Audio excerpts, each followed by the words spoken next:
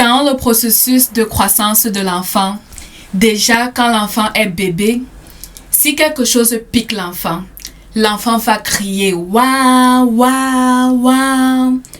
Mais tu ne peux pas discerner qu'est-ce qui ne va pas avec l'enfant parce qu'il ne peut pas encore s'exprimer. Lorsque l'enfant commence à ramper et commence à faire des pas, il va faire un pas, deux pas. Il peut arriver qu'il tombe. Il va s'écrier parce qu'il ne supporte pas la douleur. Mais après cela, il va s'y habituer. Il va devenir plus tenace. Et ensuite, quand l'enfant marche déjà, il est encore plus robuste. Ça fait que lorsque quelque chose le tape, il résiste. Il ne pleure pas, il ne crie pas à tout bout de vent.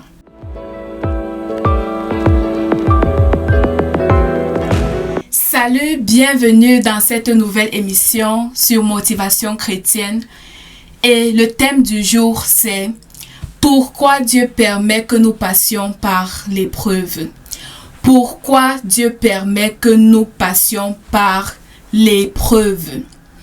La première des choses que nous allons aborder aujourd'hui, c'est Dieu permet que tu passes par l'épreuve pour tester ta foi. Vous savez, à l'école, quand le professeur donne un cours, il finit de dispenser son cours normalement et il demande « Avez-vous compris la leçon ?» Les élèves répondent « Oui, monsieur, nous avons compris. » Il dit « Ok, nous allons donc tester votre connaissance. » On appelle cela le test de connaissance. Il va dire « Prenez des papiers, prenez des bics, mettez-vous au travail. » Il vous donne des questions et vous répondez. Après cette interrogation, ce test, vous avez donc les résultats. C'est pour ça qu'on chante souvent. Les jours de résultats, les larmes vont couler. Oh, zam, zam, zam. Les larmes vont couler. Oh, zam, zam, zam. Les larmes vont couler. Nous n'aimons pas trop les jours de résultats parce que le cœur bat très fort. C'est la même chose avec Dieu. Dieu, il nous dit dans Jérémie 29, verset 11, que je connais les projets que j'ai formés pour toi, dit l'Éternel. Les projets de paix et non de malheur afin de vous donner un avenir et de l'espérance. Maintenant, dans le parcours, il arrive des jours où nous voyons vraiment la main puissante de Dieu agir dans notre vie. On est content, tu es content, tu célèbres, tu t'enjailles, tu es tellement satisfait en Jésus. Mais il y a aussi des fois où tu pries, tu attends l'exaucement, mais lorsque ça tarde d'arriver, tu as l'impression que Dieu n'est plus avec toi. Tu as l'impression que ta prière ne touche même pas le plafond du mur. Tu te poses des questions. Dieu ne voit-il pas que je souffre depuis? Comment il dit qu'il m'aime, mais depuis il ne change pas les choses pour moi? Est-ce que vraiment il m'aime comme il le dit? Parce que s'il m'aimait, il ne me laisserait pas souffrir de la sorte. Tu t'interroges, tu te poses 1001 questions. Ça, c'est un test. Dieu veut tester si, malgré les vents et les marées, tu vas continuer de mettre ta foi en lui. Ça, c'est le test de la foi. Et aujourd'hui, tu peux passer cet examen en vraiment continuant d'aimer Dieu, continuant de le servir et de croire qu'il amènera en existence toutes les promesses au temps convenable qu'il a promises dans ta vie. La deuxième raison pour laquelle Dieu laisse que les épreuves arrivent, c'est Dieu veut tester et bâtir ton caractère. Dieu veut bâtir ton caractère. La parole nous dit dans Galates 5, verset 22 que « Mais le fruit de l'esprit, c'est l'amour, la patience, la bénignité, la bonté, la tempérance, la paix, la joie et bien plus. » Vous savez, dans la vie, c'est bien facile d'aimer ceux qui nous aiment. Tu m'aimes, je t'aime. C'est aussi difficile d'aimer ceux qui ne t'aiment pas, ceux qui te haïssent, ceux qui te font du mal. Le plus souvent, la réaction que l'on a des personnes qui font du mal, c'est qu'on dit, ok, comme c'est comme ça que tu as décidé de te comporter avec moi, je mets la croix sur ton nom, c'est fini. Je n'entends même plus parler de toi autour de moi. J'ai fini avec toi comme ça et c'était bon. Mais Dieu voudrait que nous manifestions l'amour inconditionnel comme lui. Il dit d'ailleurs dans sa parole, que te sert-il, que gagnes-tu en aimant rien que ceux qui t'aiment et en haïssant ceux qui te haïssent? Tu gagnes plus en aimant ceux qui te haïssent. Cela commence en pardonnant. Dis avec moi pardonnant. Il faut commencer par pardonner ceux qui te font du mal, à ignorer les faits des personnes. Tu vas voir peut-être au boulot, ton collègue ou ta collègue va faire tout pour t'énerver. Mais tu dois demander le soutien à Dieu pour garder ton cœur en ce que quand cette épreuve arrive, tu es vraiment serein. Tu ne bouges pas. Tu regardes, tu souris. La personne même encore étonnée que waouh, je ne savais pas que ça ne l'aurait pas impacté de la sorte. Sinon, je ne me permettrais pas de vraiment d'abuser de cette personne. Tu vois, Dieu veut travailler ton caractère, que tu aies la maîtrise de soi, que tu ne t'emportes pas à tout devant. Moi-même, ça m'était arrivé plusieurs fois de m'emporter quand les choses ne vont pas bien. Mais le Seigneur travaille. Le Seigneur travaille ton caractère pour que, en sorte que tu sois vraiment serein dans ces épreuves. La troisième raison pourquoi le Seigneur permet que nous passions dans l'épreuve, c'est que Dieu veut te ramener sur le droit chemin. Dieu veut te ramener sur le droit chemin. Lorsque on attend de Dieu, c'est facile d'aller à l'église, c'est facile de prier, c'est facile de faire du bien aux autres. Mais tu vas remarquer qu'il y a certaines personnes, lorsqu'ils ont déjà ce qu'ils attendaient de Dieu, ces personnes ne vont plus à l'église, ces personnes ne lisent plus la Bible, ces personnes n'ont même plus le temps de s'occuper des choses de Dieu, d'avoir des temps de communion avec Dieu. Ils oublient même que Dieu existe. Ces personnes même oublient les personnes de leur entourage. Tu vas voir des personnes qui vont dire, waouh, est-ce qu'on se connaît quelque part? Je t'ai déjà vu avant? Oh, je me rappelle pas, rappelle-moi un peu. Tu peux me montrer une photo qui prouve qu'on s'est déjà vu quelque part? Vous voyez? Quand le cœur de l'homme se lève pour le perdre. C'est pour ça que Dieu souvent, parce qu'il est un Dieu jaloux de sa gloire, Dieu ne veut partager sa gloire avec personne. Il va permettre des épreuves pour que tu comprennes que tout est par lui et pour lui. Même ce que tu as aujourd'hui, c'est lui qui t'a fait cette grâce. C'est un bien immérité. C'est une faveur que tu n'as pas méritée. Du coup, il voudrait que en tout temps, tu rendes la gloire à Dieu. Que tu saches que ce n'est pas par tes propres forces, ce n'est pas par ton intelligence, ce n'est pas par ta sagesse, etc. Ça, c'était la troisième raison. Quatrième raison pour laquelle Dieu permet les épreuves. Dieu permet les épreuves pour que l'on dépende de lui. Dieu permet les épreuves pour que l'on dépende de lui. Dieu voudrait que tu demandes son conseil avant de passer à une action.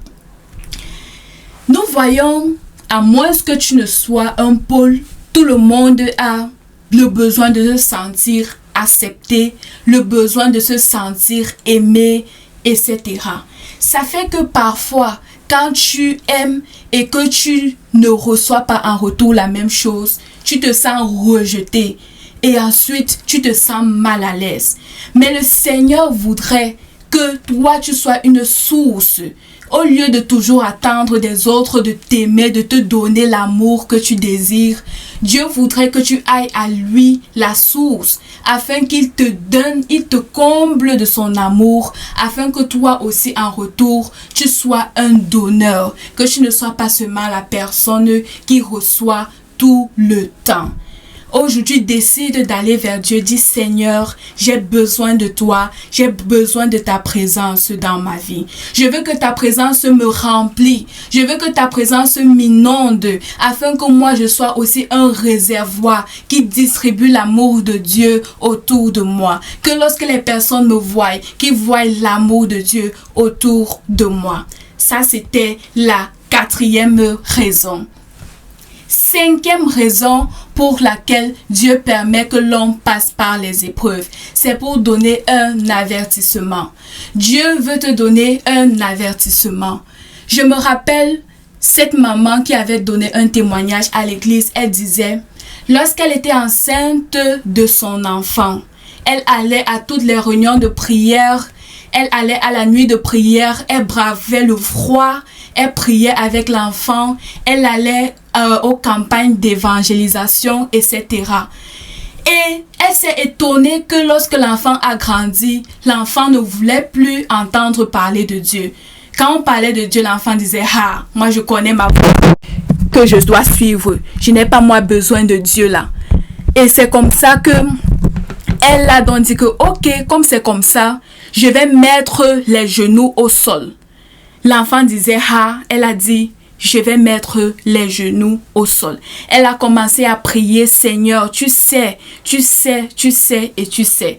Et c'est comme ça que Dieu a écouté sa requête. Alors qu'il allait dans les boîtes de nuit, il allait faire des mauvaises choses avec ses amis. Ses amis lui ont fait la remarque et ont dit, ce n'est pas toi l'enfant de tel pasteur et de tel pasteur. Comment se fait-il que tu te retrouves avec nous en train de faire les mêmes mauvaises choses avec nous? Pourtant, ce n'est pas ce que tu devrais faire normalement. Ça a vraiment remis en question cet enfant. Il a compris que ce n'était pas sa vraie identité. Et il est retourné à l'église. Il est retourné vraiment aux côtés de sa mère pour servir Dieu. Ça, c'est un vrai témoignage pour te montrer que parfois Dieu veut te donner un avertissement. La 6e raison pour laquelle Dieu te fait passer par l'épreuve, c'est que tu sois un agent de transformation. Dieu veut que tu sois un agent de transformation dans ton environnement. C'est bien profond et puissant lorsque tu es passé par une épreuve et que tu t'identifies à des personnes qui passent par la même chose pour les encourager. Vous savez, même le Seigneur est passé par cela et il nous dit dans la Bible que Dieu, Jésus ayant souffert lui-même, pourra nous soutenir et nous secourir lorsque nous sommes aussi tentés. Donc lorsque tu passes par une épreuve, c'est une situation que le Seigneur va utiliser pour pouvoir te bâtir, afin que lorsque tu en sortes de là victorieux, tu puisses conseiller les gens qui sont autour de toi, tu puisses encourager des personnes avec ton témoignage pour dire, oui, ce n'était pas facile, mais le Seigneur m'a aidé à sortir de cette situation. Et s'il a fait pour moi, il peut aussi le faire pour vous. Et c'est comme ça que des vies seront transformées. Voilà, Dieu veut faire de toi un agent de transformation. Laisse-toi utiliser par Dieu et toi aussi, tu pourras changer des vies par ta vie. Le 7e point, c'est que Dieu te laisse passer par l'épreuve parce qu'il veut éveiller ta conscience. Dieu veut éveiller ta conscience. Des fois, tu vas faire des choses, tu crois que tu es sur le bon chemin, tu as pris du temps pour faire tes objectifs, pour dresser des plans de travail, ton agenda, mais parce que tu n'es pas sur la volonté parfaite de Dieu, tu es juste sur sa volonté permissive, il va faire que des choses ne se passent pas sur les roulettes. Tu vas t'étonner que les choses sont un peu difficiles pour toi. Tu luttes beaucoup pour réaliser des choses. Pourtant, si tu étais dans la volonté parfaite de Dieu, Dieu lui-même devait être au total contrôle et il devait rendre les choses plus évidentes pour toi. Pas que les choses seraient faciles, mais il devait vraiment combattre pour toi. Tu devais voir sa main au quotidien, comment il défend ta cause. C'est pour cela que Dieu peut éveiller ta conscience. Il peut se mettre comme une sentinelle pour te dire, hey, le chemin que tu prenais là, tu croyais que c'était la bonne décision, mais ce n'est pas vraiment la bonne. Il y a encore plus meilleur que celle-là. Parfois, tu peux croire faire des choses bien excellemment, mais parce que tu n'es pas dans le bon environnement, on ne te fait pas la remarque. Mais lorsque Dieu te met dans une situation d'inconfort et il te met au milieu des personnes qui vont te faire la remarque et dire, hey, tiens, cette chose tu dois améliorer, tu dois changer en cela. La méthodologie que tu es en train d'utiliser n'est pas la bonne. Tu dois changer de méthode. Sinon, tu auras toujours les mauvais résultats. Et c'est comme ça que Dieu, passant par ces personnes-là, il va te transformer. Donc, les épreuves font partie d'un éveil de conscience de la part de Dieu, un peu comme une sentinelle. Je me rappelle toujours avec ma chaîne YouTube, je faisais des vidéos, je ne me rendais pas compte que le message était bien, mais parfois le cadrage n'était pas bien, la luminosité n'était pas ça et beaucoup d'autres aspects. Et je me plaignais que vraiment les résultats n'étaient pas vraiment ce que j'attendais. Jusqu'à ce que Dieu me dirige vers Valère Bélias, que je salue d'ailleurs. Et il m'a vraiment fait des remarques que je ne savais même pas que ce n'était pas bien. Il m'a fait des remarques pertinentes et ça a vraiment amélioré mon contenu et je suis plus satisfaite aujourd'hui. Ça, c'était la 7e raison.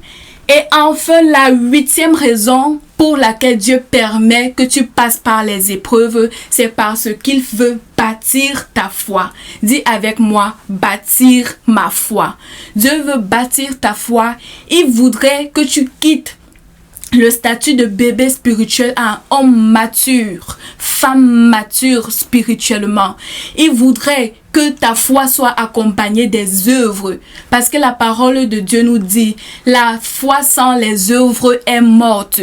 Vraiment, Dieu voudrait que ta foi grandisse, que ta foi déplace les montagnes, que ta foi vraiment soit tellement grande afin d'amener en existence les choses qui n'existent pas encore comme si elles existaient déjà.